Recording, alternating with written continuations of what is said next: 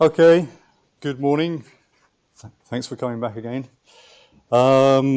Just one point, a couple of people have emailed me about the videos. Now they're not, I haven't put them on the in Indico because they're megabytes and megabytes. So I'm going to put them in my public and put a pointer to that on Indico so you know where to find them if you want them. But we're talking, between 50 and 100 megabytes per clip. So, okay. Right, today part 3.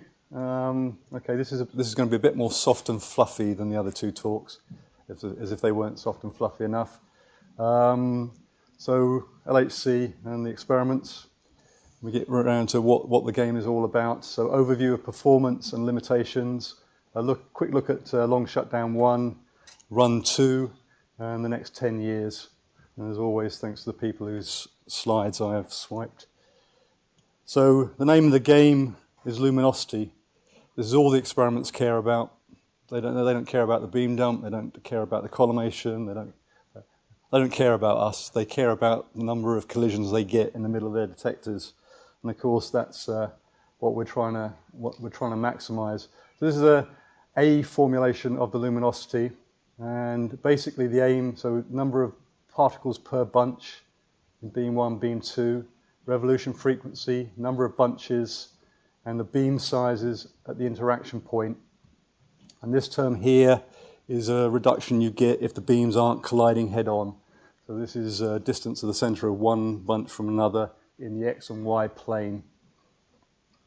Okay, and F is what we call the geometrical reduction factor due to the crossing angle. So you've got the crossing angle, the bunch length, and the beam size at the interaction point in there. And so as many particles, counter-rotating particles, through the smallest possible area, and to maximize the luminosity. And we're going to make some simplifying assumptions. I'll assume that beam 1 is equal to beam 2, and that we have round beams at the interaction points, and that we're colliding head-on, just to make that a little bit more manageable. And this is what we get. So that comes down to this. And then, using what we've learned in the previous 2 lectures, we're going to change variables from the beam sizes to the normalized emittance and the beta star. And this is the formulation we use quite a bit. So on the bottom now, we have the normalized emittance. Because we use that, we've got relativistic gamma upstairs now, and the beta star.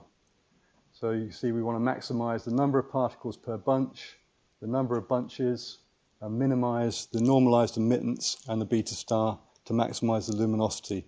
So that's the name of the game. And just putting in a few figures, our normalized emittance, as we've seen, is about 2.5 millimeters millirad. That gives us this emittance, very small. A beam size at the interaction point of about 12 microns for at a beam energy of 70 eV and beta star of 40 centimeters. So those are kind of very nice numbers that we would then stick in there to get our luminosity. So how have we done over the years in trying to achieve maximizing that? Okay, we started in 2010, first collisions at 3.5 TeV. Okay, you've seen that before. We commissioned the squeeze. Okay, this takes a bit of care. We saw the mechanics of that, controlling tune, chromaticity, orbit, coupling. We then commissioned nominal bunch intensity. So we put in 1.2 10 to the 11, discovered some head-tail instabilities, which had to be dealt with.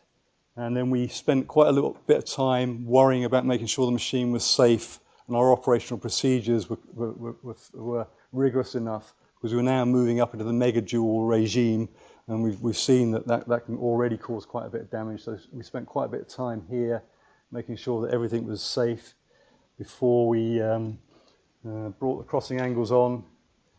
Again, we've seen this, which allowed us to push up the number of bunches. And towards the end of the year, we got up to 248 bunches and a luminosity of 10 to the 32. And you can see the delivered luminosity starting to take off. And we just, as I said before, we finished the year with a switch to lead ions and a 4-week ion run. So that was 2010. Okay, this was, and the total for the year, a massive 50 inverse picobarns. Okay, so we'll come back to that. Okay, this was seen in the control room, first collisions. And I say, you lucky buggers. Okay, it was a fraught day. And you can see this from page 1. So we came in nice and early, 5 o'clock in the morning, and the press office had brought satellite crews in, TV cameras, and asked us to deliver first collisions at 17 minutes past 9, so they could make a press release to the world. Our first fill got lost on the ramp due to a power converter trip. Our second fill up the ramp, we're mid-morning by now, got lost to a QPS trip, which was actually caused by the SPS tripping. And okay, now we were in panic mode.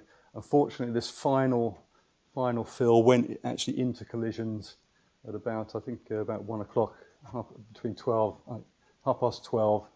Oh no, that was about half past 12 going out the ramp. About 1 o'clock, we finally got into collisions to immense relief. And okay, 2011. Okay, we started the year at 3.5 TeV, beta star of 1.5 meters. And here you can see the number of bunches in blue and the luminosity in red going up. So we started with 75 nanosecond bunch spacing. We did a scrubbing run. We moved to 50 nanosecond bunch spacing, and this allowed us to increase the number of bunches up to this 1380 per beam. And okay, increase the number of bunches. We reduced emittance from the injectors, and then reduced the beam size, the beta star at the IP from 1.5 to 1 meter. And then we gently increased the bunch intensity. And this gave us, we maxed out at the end of the year with 3.7 10 to the 33. So this was very, very healthy, and I'm quite happy with that. One thing that was discovered, measurement was done in 2011, very important, was the measurement of the aperture in the IRs, in the high luminosity IRs. So this is the aperture. Here you can see 3 centimeters, and this is a model of all the different elements. It's not a smooth aperture through there. There's lots of different elements in there. And by probing with the beam, we could establish that the triplet aperture was compatible with a well-aligned machine. Very good job from the survey group. A well-centered orbit and close to design mechanical aperture. Now, tolerances have been taken here, and we'd taken a beta star which took those into account. It turned that these were very well respected, and we could actually squeeze further. So you remember, lower beam size here, bigger beam size here. So this additional margin allowed this additional squeeze to 1 meter. Okay, this was, we'll come back to that. And more happy people in the control room. So the press, the photographers turn up and they get relatively intelligent people to point at screens and look. This was this was end of May 2011, up to 1,092 bunches with 1.2 10 to the 33. And you can see we're up to 73 megajoules a beam at this stage, so it's already getting serious. And what thanks do we get for this? So at the end of 2011, we delivered 5.6 inverse femtobars, and for our troubles, Atlas got us a T-shirt. So we start 2012. We've moved the energy up to 4 TeV. We've established that 50 nanoseconds is a good, healthy bunch spacing. Beta star 60 centimeters on the back of even tighter collimator settings. So I'll come back to this in a minute, but this is an important step. So we're kind of milking the aperture. We know that we got that aperture, and we're going to squeeze even further. And beams back at the beginning of the year, and rapidly pumping up to 7 10 to the 33, and delivering 6.7 inverse femtobars for the summer conferences, which were in Melbourne. And of course, that led into the discovery of the announcement of the discovery of the Higgs on the 4th of July. And there's Lynn Evans there, the ex-project leader, taking the plaudits, deservedly. Okay, we had some fun with instabilities through the year. We use octopoles to fight these, and the chromaticity. Okay, I won't go into the details here, but that was an operational challenge for us.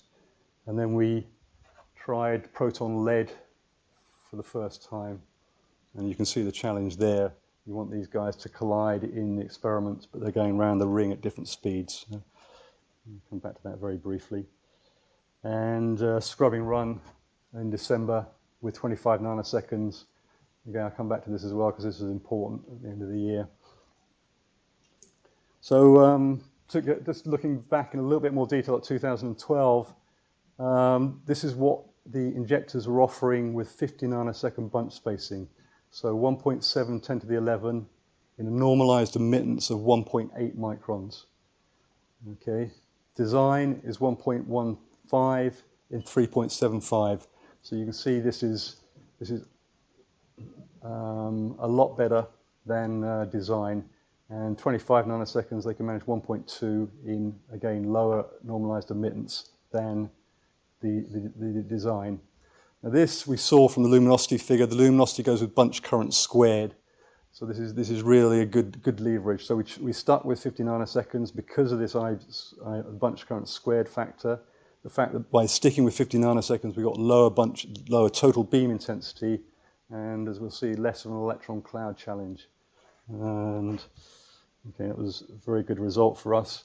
Just pointing out that the injectors, this is the emittance through the year, and emittance and intensity. And you see 1.2, 1.4 range, and very good. Very good. This folds directly into luminosity. We're injecting smaller beams, and this doesn't come without constant monitoring and optimization. So every time we inject, the beam quality is in checked through the booster, through the PS, through the SPS before it's sent to the LHC. Okay, come back to these tight collimator settings. We saw this yesterday, so the hierarchy, which has to be respected, so we can guarantee protection of, amongst other things, the triplets. This was and we're working in nominal beam sigma here, so we stick these guys at 5.7 in 2010, 5.7 in 2011, and in 2012 went down to 4.3 sigma. So this is what became known as the tight collimator settings, and this allowed us to squeeze to 60 centimeters. Okay, Roderick Bruce has got a nice plot. So this is of what tight actually is. So intermediate settings, the collimator gap at 40 eV, about the size of Norway, and last year we're down to the size of the Iberian Peninsula. So you get out a €1 coin and just imagine us threading 140 megajoules through these gaps consistently for a whole operational period. So what this has allowed us to do through this is the take-home plot from the last 3 years. You see us moving up in bunch spacing, moving down bunch spacing from 150 to 50 and staying there, pushing the number of bunches up to 1380, which is the maximum we can get with 50 nanoseconds, reducing the beta star, and pushing the bunch intensity up to a maximum of a very impressive 1.7 10 to the 11. Normalized emittance has gone up because the bunch intensity has also gone up, but still very healthy with respect to design. And this has allowed us to get to about 70-80% of design luminosity at 4.5 at 40 eV. Okay, so the beams, as we know now, the beams are naturally bigger at 40 eV than they are at 70 eV. So this really is very impressive, and that tells the story of where the luminosity performance over the last 3 years has come from. Right. Yeah? About the 24 punches. You said that 1380 is the maximum of 50 nanoseconds. Why not 1404? Sorry. Here. Yeah. This number was written down about 20 years ago, but what we actually use a bit of space injecting when we go through the injection process, injecting 6 bunches intermediate to make sure that everything's good with high intensity bunches before we take up a bit of room there. So it's just to kind of it's just, I mean, but this is second order. Of course, the because I was arguing about this. yeah, no, well spotted. Okay, so the cost for the cost for the experiments is pile up. So the number of events they see per bunch passage. So design, if you go again, you go back to the design report, which says 2,808 maximum bunches. They also say 19 collisions per bunch crossing. And you can see this is the mean number of interactions. This is a Poisson distribution for the experiment. So the mean number of interactions per crossing through this is through the year. And you can see the mean is 21, but at the start of fill, they're getting up towards 40 interactions per bunch crossing, and they've got to try and sort out the interesting stuff from that mess. No problem. Okay, and they, of course, they've had to adapt to those situations successfully, as it turns out. Okay, and here we see them picking out a Higgs candidate. Okay, 2 electrons, 2 mu, from a bunch passage which has created 12 vertices. Okay, some beautiful stuff. And I can't resist just showing that. So this is the gamma-gamma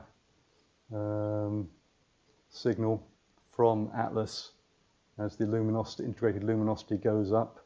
So a number of events, and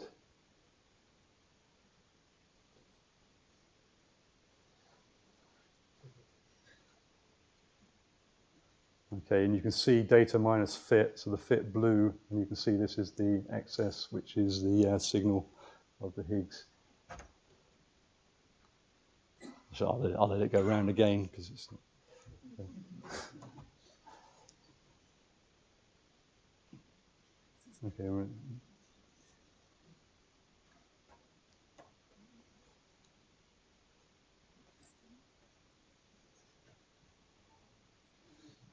Okay, very good.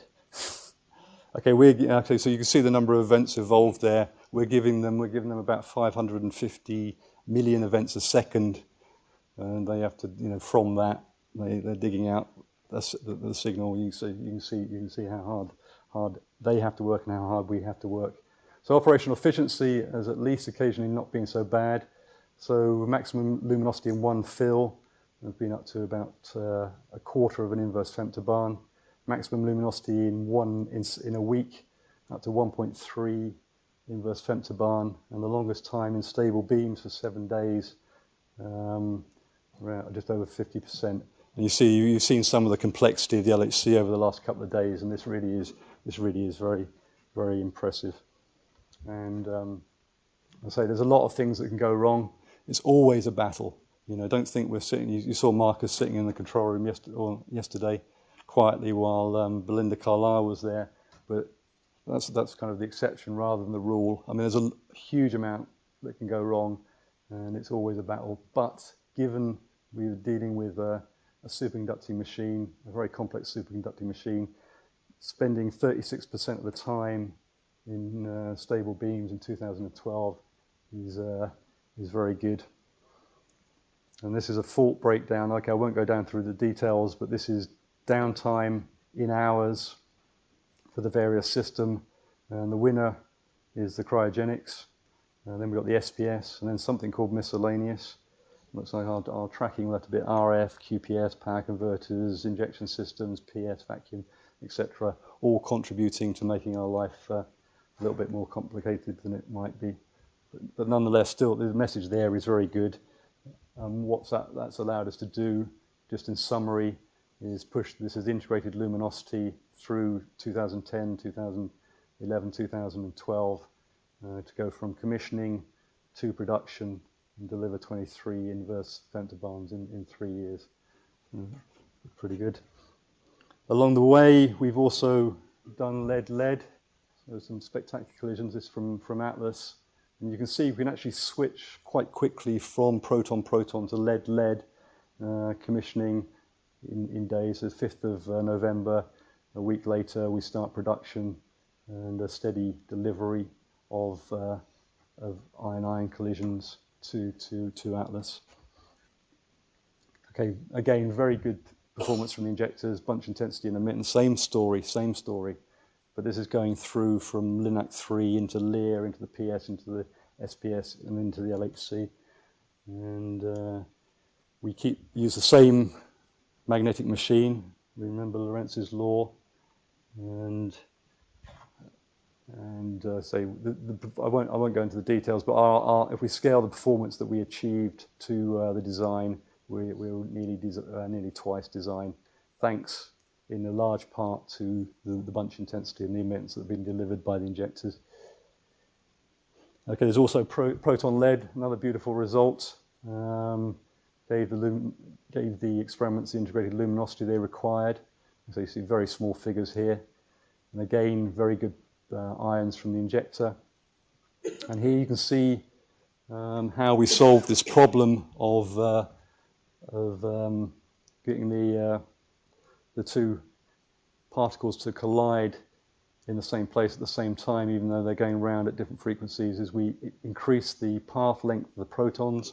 So they're going to go onto the outside, and the lead ions are going to come onto the inside. So their revolutionary frequency ends up being the same. And of course we lock the RF frequencies together to achieve this. So we kind of move one in and one out, and okay. Of course the vertical orbit not affected. Okay, what do we know? So the machines, okay, just very quickly, linear optics, remarkably close to the model. The difference, okay, I'll come back to beating briefly in a minute. It's been corrected to excellent, very good magnetic model. So all the magnets, well, not all of the magnets, but a lot of the magnets, the dipoles, quadrupoles, the individually powered quadrupoles were measured carefully before they were installed, and a very good magnetic model of their field versus current produced. We see in the apertures better than expected, and the beta star reach has been established and exploited based on the aperture, based on the collimation, and based on the optics. So a very good understanding of some of the things we've explored over the last couple of days. This is a fairly old slide from Rogelio and team, but this is beating. So we see the beta function around the ring, and we can measure that by kicking the beam, looking at the beam position monitors, seeing how the beam behaves, and then comparing it to the model.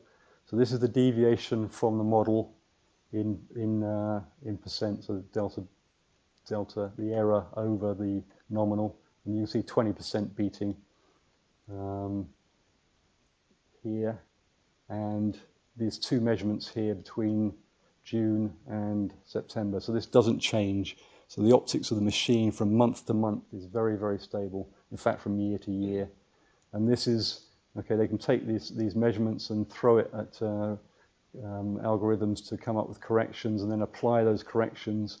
And you can see that they've actually got this down to less than 10%. This is at 1.5 meters. So very, very, very good. Well, I think they're even going to be looking to 5%, which is almost unheard of. So very, very good understanding of the magnetic machine. It's also very reproducible.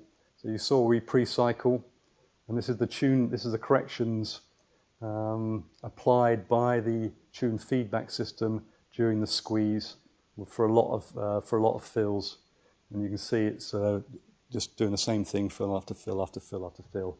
So this really is our kind of important for us. We pre-cycle, we come back round, we get the same magnetic machine, so we do the same thing day in, day out. And beam lifetime through the whole cycle, very good vacuum conditions, excellent single beam lifetime, almost unmeasurable because it's so good. Excellent field quality, very good correction of nonlinearities, and our drivers, the RF, the power converters, have been designed with strict tolerances, and we get very, very low noise from those. So the excitation from these systems into the beam is very low. And okay, this is lifetime through the cycle. Okay, a log plot here, 5 hours, 25 hours, start ramp, squeeze, collide, and you can see 25 hours with a few dips, and ending up in physics after an hour or so with lifetimes, in this case of 26, 27 hours. We'll take that.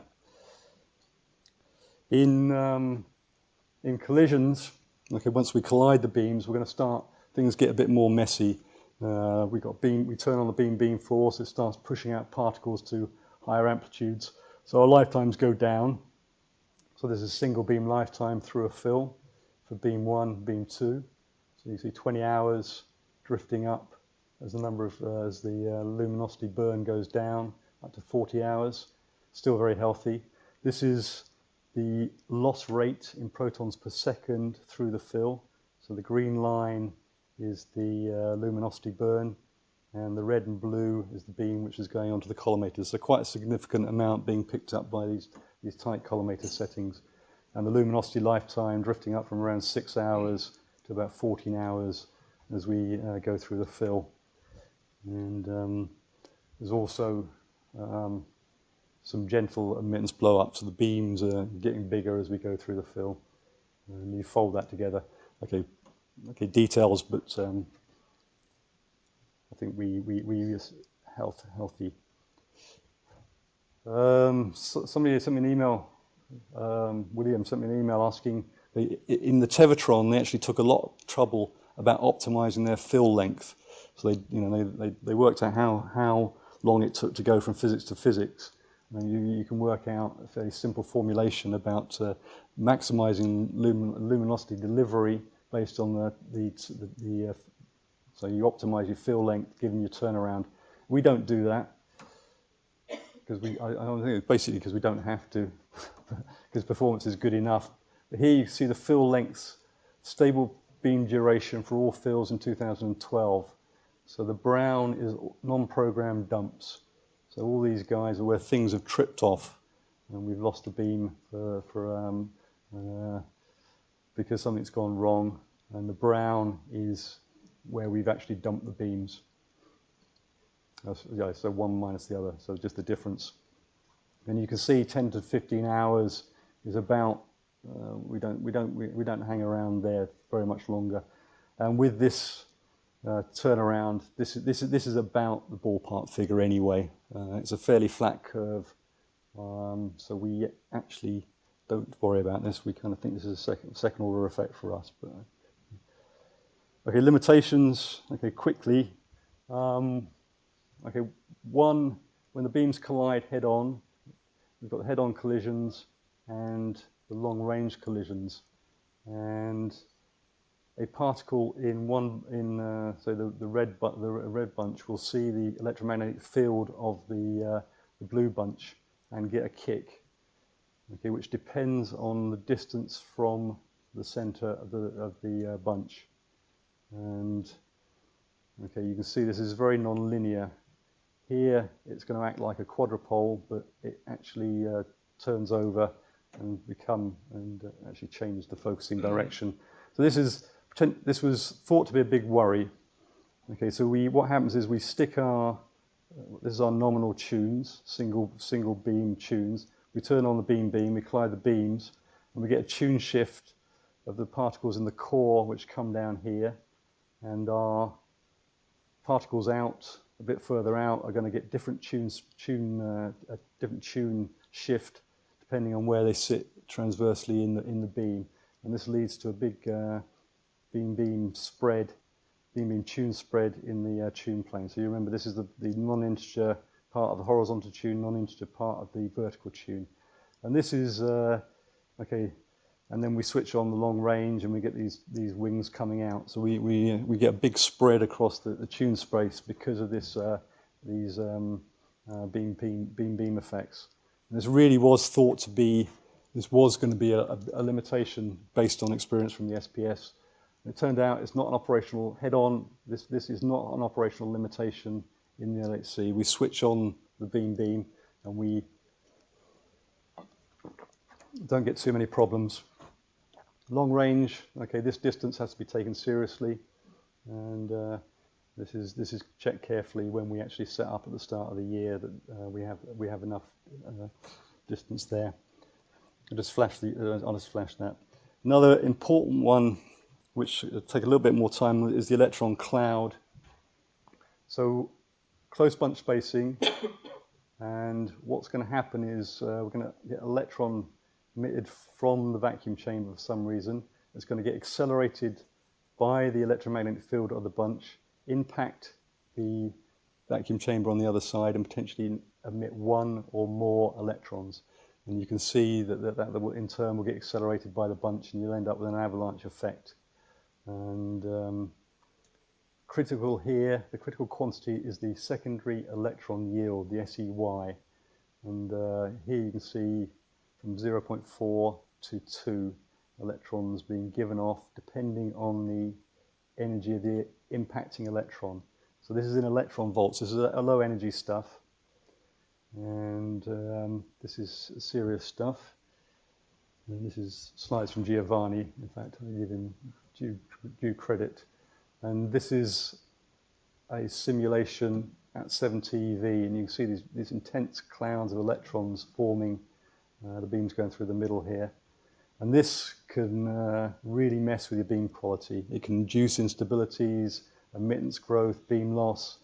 It can cause desorption from the vacuum chamber. You get dynamic pressure rise, and it will cause heat load in the cold sectors of the ring.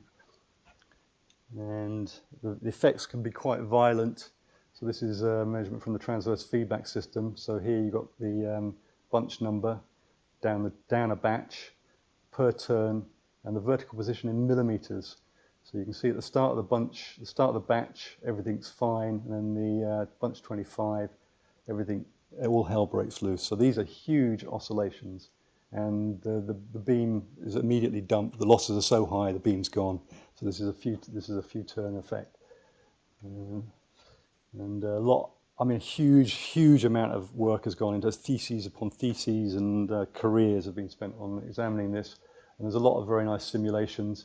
So this is a bunch encountering an electron cloud, and you can see the electrons being accelerated and ripping into the bunch itself, which then is propagating through the electron cloud. The electrons are accelerated, hit the chamber, that in turn produce more electrons. And we get a bedraggled bunch coming out the other side, having gone through this electron cloud. So you can see this really is potentially serious effect. The defense here is to actually provoke it and bombard the surface with these electrons, and this can drastically reduce the SEY of a material. So what we do is we actually have dedicated scrubbing periods. We go for close bunch spacing and provoke this effect and scrub. And the surface of the vacuum chamber will condition, the SEY will come down, and we hope that we can get to a low enough level where we can switch this effect off. Now, I mentioned this because this, for the future, there was a scrubbing run at the end last December, and this is basically the SEY, and you can see it coming down with hours of scrubbing. Now, these are the turn-off thresholds. So if we get down below the SEY down below these lines, we'll turn off the electron cloud, and you can see it's coming down, it's flattening off, and it's not going below that line. So the message from the team was that scrubbing is on the schedule, but it probably will be insufficient to turn this effect off when we come back to operate in 2015. Okay. To be borne in mind, instabilities, very briefly. Okay, we had instabilities. This is what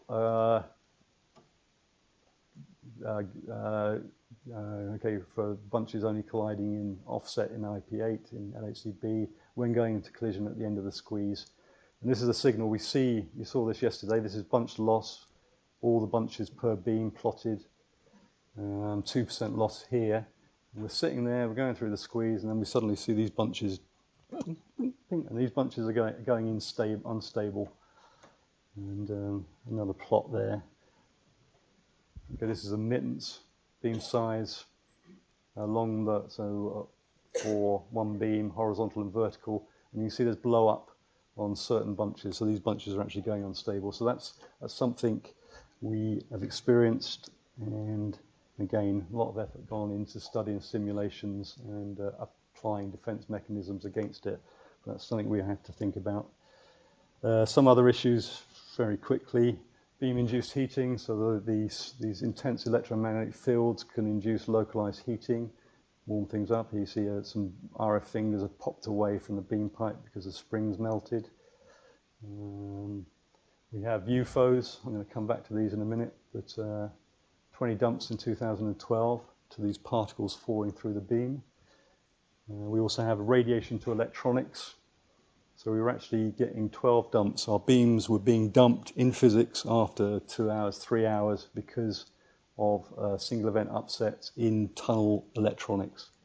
So a huge campaign of shielding, relocation, which has got the dump rate down from 12 to 3 inverse femtobars in 2012. And they're still hard at work aiming for half a dump per inverse femtobarn when we come back after LS1. And just to show you, okay, this is these are the TDIs. We saw these in the tunnel. So these are these 4 to 5 meter long jaws, and the beam screen around them has been heated, and you can see this is lifted up away from the jaws. And so one beam is going through here, another beam's going off axis, and potentially aperture limitation there. Not very nice. Coming to UFOs, if I can do this quickly. So we saw 20 beam dumps, but 17,000 candidates. So there's a UFO monitor in the control room. It sees these beam loss spikes, goes, oh, I've got a UFO. And actually, that's probably the plot. This is so local. So the beam loss monitors, and you can actually see these localized beam losses and UFO locations. So if they don't go above threshold, okay, all well and good. It goes, it comes, it goes, but it's caught. So there's a lot of these guys out there. This is the temporal distribution, so time, and you can see the actual loss rate going up, up, up, come down. And this one was dumped around here because the beam loss monitor system decided loss is too high. So spatial distribution and temporal distribution of these things. And okay, you can actually, the diamond detectors can actually get a very good handle on the bunch by bunch losses that are seen as these things go on. Now the model is a small particle, so a small particle, this is in the injection kickers in fact, beams there. These things are going to get charged up potentially by Electron Cloud, positive beam, attracted towards the beam, possible stripping of the electrons. Okay, and then it potentially could be repelled by the beam. And okay, as this particle goes into the beam, of course, Gaussian distribution, you're going to get localized losses and hit your beam loss monitors being dumped. So again, lot of work being done by that. A lot of simulations. There's a model of this, and you're talking, masses of. This is the number of particles per little microscopic thing, and the temporal distribution you might expect to see from the different sizes of particle. So I think that the model is fairly well understood. Again, UFO rates through the years, and it's conditioning away. Okay, so it's coming down. There's a decrease in 2011 from 10 to 2, higher when we came back in 2012, but then decreasing. But the worrying thing, we go to 25 nanoseconds in a test run, you see this goes through the roof.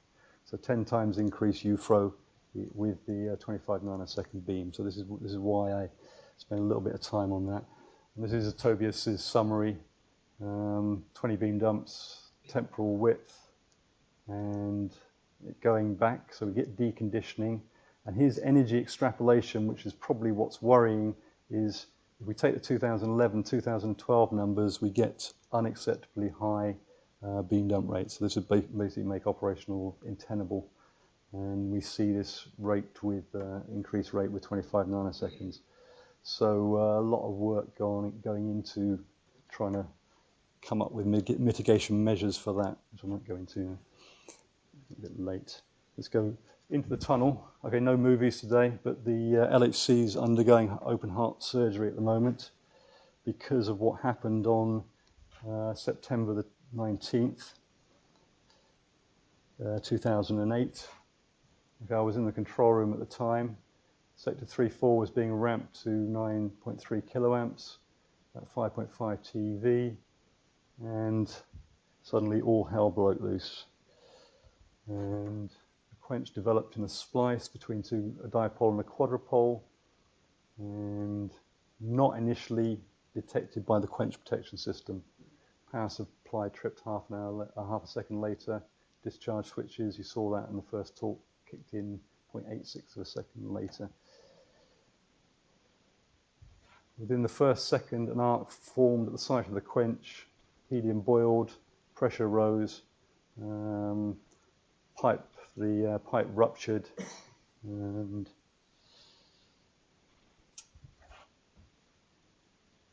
the helium expanded down the magnet chain, and huge forces involved.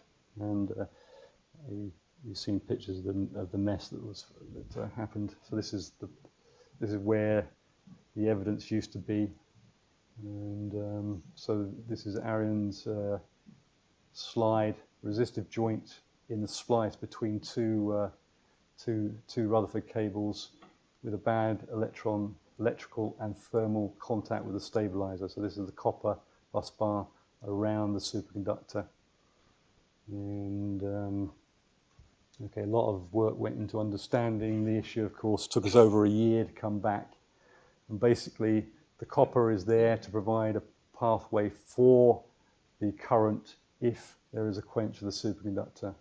And you can see we've got butt joints here, and if we've got discontinuities here and a lack of solder around the superconducting cable, the superconductor is going to carry on carrying the current, and we're in trouble. And it turned out afterwards they went down, did some gamma ray pictures of the splices. We've got these voids as an almost systematic defect around the ring, and cases where there is discontinuities in the copper bus bar. So this is the issue. This is what has provoked this huge campaign to resolve that problem. So at the moment, it's I'll just run through this very quickly. So measuring all the splices, repairing the defective ones, and consolidating these interconnects. Okay, pressure release valves, weak magnets being replaced, the feed boxes are being consolidated. We've heard about the radiation to electronic mitigation measures, collimators going in, and of course the experiments are very busy as well. So we go down. This is quadrupole bus bars, and you can see there's preparation for these have been preparation for the shunt installations. This is one that's having to be redone. So here you can see it's been the copper's been taken off, and you can see the superconducting cable here exposed. This is Georges-Henri inspecting carefully with a mirror the state of the cable. Installation boxes around the finished bus bars, and then closing up. So these sleeves are pulled back to expose this, and then these guys TIG weld these back into place. So a huge operation. Here you can see the shunts have been welded or soldered in place across the joints to make sure that there is an electrical path across those joints. Okay, quadrupole. Okay, this is a test. Okay, the quality control of the TIG welding. So the gentleman here has been asked to do a TIG weld to make so that the quality can be checked back in the lab. Somebody has to painstakingly rewrap the insulation around the cables. Here you can see a member of the operations team actually with the measuring the resistance across the joints to make sure that they are what they should be. So we're talking microohms here. And okay, here putting on the little ovens which are going to solder the splices into place on the bus bars. So quadrupole bus bar, main bus bar down here.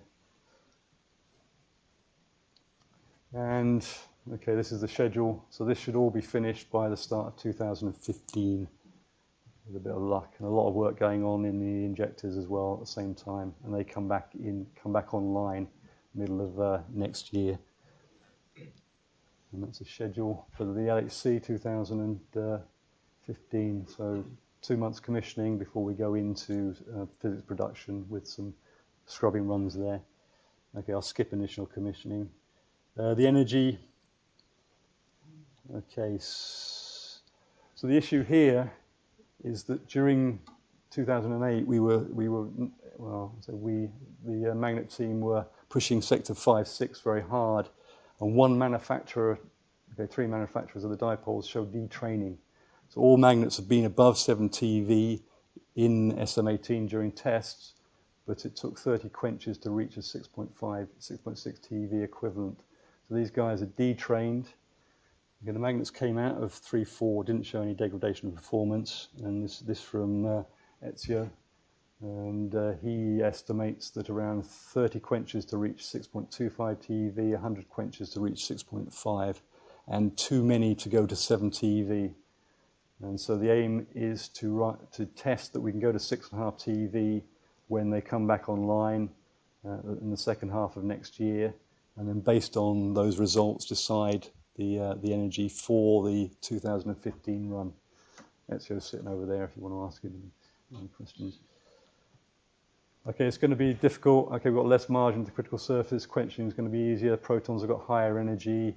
Our magnets run into saturation. Okay, this is modelled, and all the hardware, power converters, the beam dumps, cryogenics, more heat load because of synchrotron radiation. Everything's going to be pushed to the limits even more.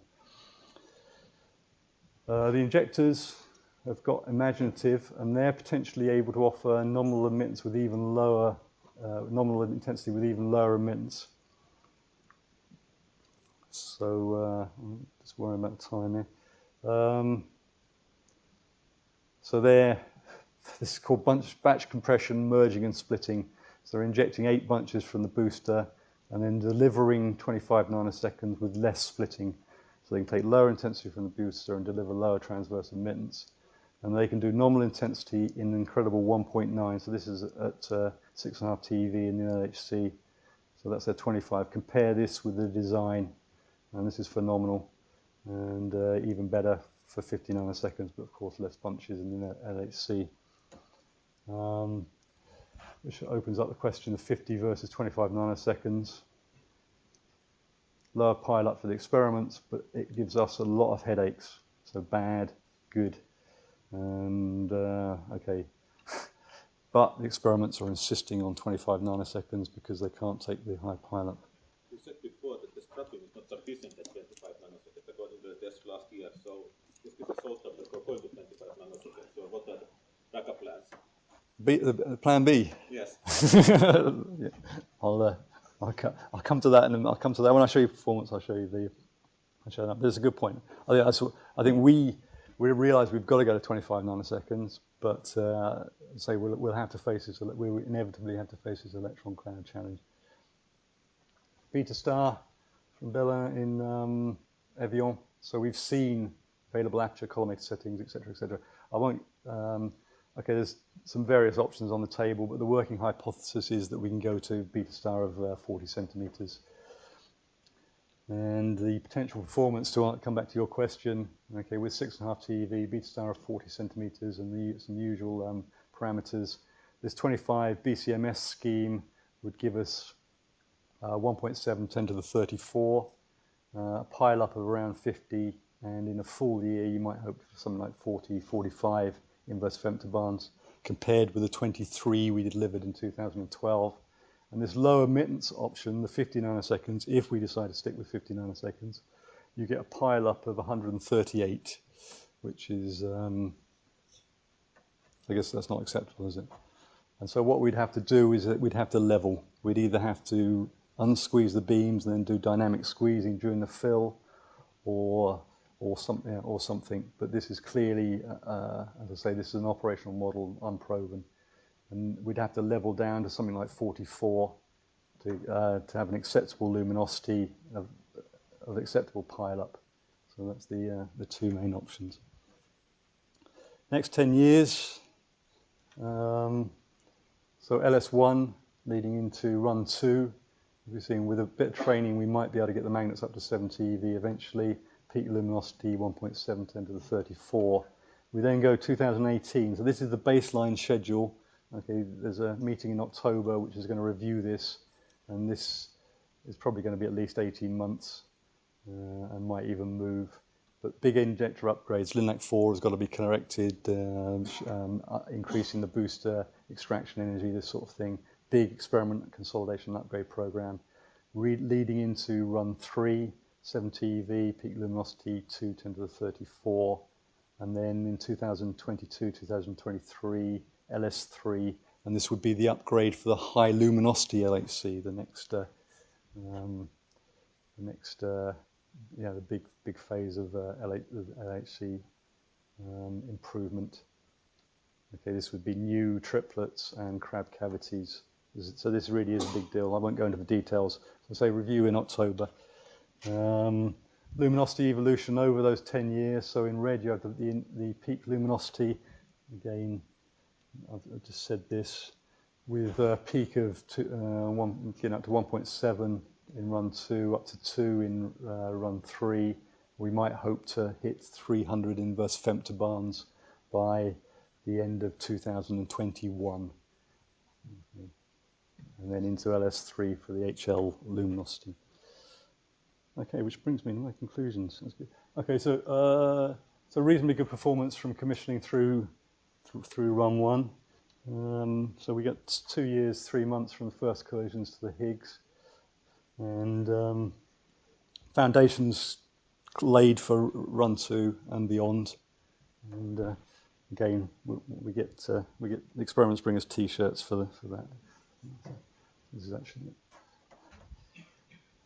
So acknowledgements. The LHC enjoying the benefits of a decade of long international design, construction, installation effort. I mean, this is huge, and it's. I hope you've got a glimpse, as I say here, of just. I mean, you go out there and you actually go down the tunnel. You've seen some of the films. You realise that this is not easy stuff, and there's a huge amount of dedication and professionalism behind the scenes, keeping all this lot running, and operating well and safely.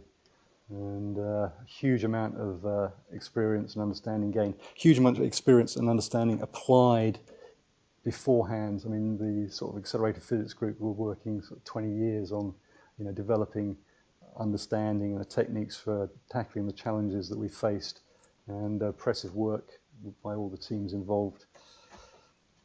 Okay, thank you very much.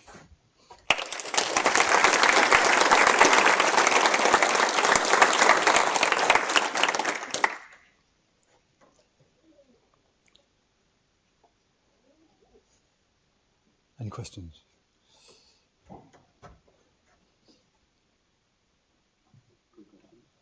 What are the experiences? How is the experience so far with the new splices? Are you checking them now one by one, X-raying them before you close them up, and how? You got just the man who. What is the question?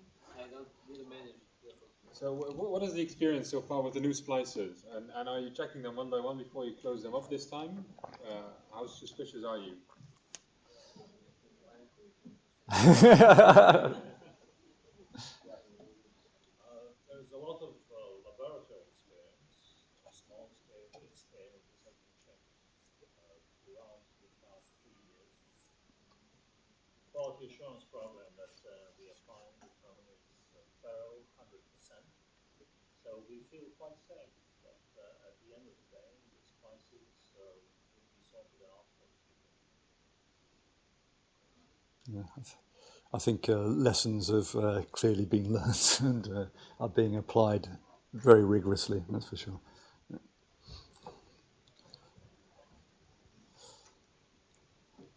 Okay, nothing else? Okay, thank you very much for your attention.